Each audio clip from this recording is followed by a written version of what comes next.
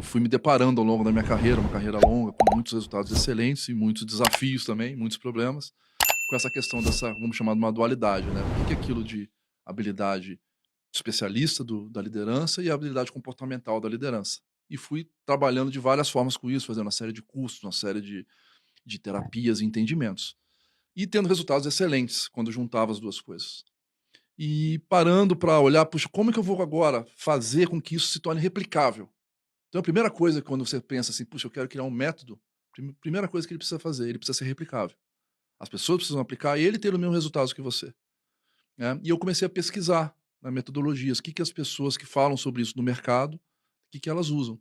E eu cheguei, olhando alguns autores, né, entre eles, assim, o que eu mais me baseei foi a leitura do Jacob Petrie, da Ciência do Sucesso, do Napoleão Hill. Tá? Então, quando você pega essa leitura desses dois autores... Né, Ele fez uma análise, então? o Jacob Petrie, ele é o maior especialista de Napoleão Hill do mundo. É Ah. considerado o maior especialista do mundo. O Napoleão Hill, há 100 anos atrás, escreveu vamos dizer, esse foi um manifesto sobre a ciência do sucesso. São vários volumes, passam de 1000 páginas, extremamente denso de informação. E uma coisa feita na época dele. Por mais que seja extremamente atual as coisas que ele falou, porque elas são profundas, tinha também a especificidade da época. O Jacob leu isso, atualizou, escreveu um livro que são as 16 leis do sucesso, do Napoleão Hill, como se fosse atualizado. E dentro desse modelo dele, ele cria uma questão que eu me baseei, não é exatamente igual ele faz, mas ele entende que toda pessoa, ela passa pela vida por uma série de influências, desde que ela nasce. Então ela tem influência genética, né? Ela tem a influência do ambiente que ela está, ela tem a influência da criação que ela está, da cultura que ela traz, né? Então, se ela nasceu aqui no Brasil, ela nasceu na Europa, ou nasceu na África ou na Ásia, tem uma cultura que afeta aquilo, que vai se montando na criança. E eu ainda somei outras questões. Eu vejo a questão da ancestralidade. Não sei se você sabe, quando você está aqui hoje, em 300 anos da sua família, você passou por 4.000 ancestrais. Tudo isso? Direto. Você pegar lá, né, Sei, se você começar a abrir a árvore... eu nem sei dizer os nomes agora. Nossa. Chegar em tataravô, tetravô, tataravô, bisavô, avô, você vai somando a quantidade de casais que se relacionaram para você estar aqui, em 300 anos é muito pouco. Imagina lá para trás da sua história. Isso tudo tem uma carga gigante de questões que acontecem e tem grandes pessoas que estudaram isso aí, grandes pessoas reconhecidas que estudaram esses efeitos. Né? Então existe um efeito que passa pela genética, existem outros efeitos que a gente acaba trazendo. Né? Eu acredito também numa questão espiritual, nós temos esse efeito. Né?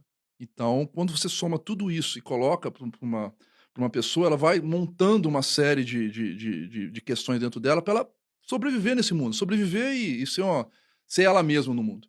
Até que chega um ponto que alguns autores dizem que é 14, tem uns que dizem que é 16 anos, que você monta uma base sólida, baseada em tudo isso, que seria uma base de pensamento. E eu dei um nome disso de mentalidade básica. Né? O Jacob Petrie chama isso de ideia central. Que basicamente a partir daí, todo o estímulo que você recebe de fora, ele vai passar por esses filtros dessa mentalidade básica e aí vai te carregar para um processo, que é o processo que está nesses livros, é um processo também que é muito conhecido, que é o Harvey Eker, dos Segredos da Mente Milionária, usa essa mesma sequência, é um autor bem conhecido também, que é você gera pensamentos a partir dessas influências externas, os pensamentos geram emoções, tem autores que dizem que a emoção vem antes do pensamento, vem ao mesmo tempo, tem uma série de questões que, na verdade, não importam. O fato é, pensamento e emoção, eles estão ali muito próximos. E a partir desse estado, pensamento e emoção, que vem as suas atitudes. As atitudes, elas nunca vêm sozinhos, sem um, sem outro. Não existe, já está comprovado que não existe isso. Não existe pensamento sem emoção e emoção sem pensamento.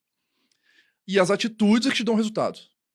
E as atitudes nada mais são, então, do que um efeito de toda tudo isso essa daí. construção. Exatamente. De tudo isso que você já trouxe. Exatamente isso.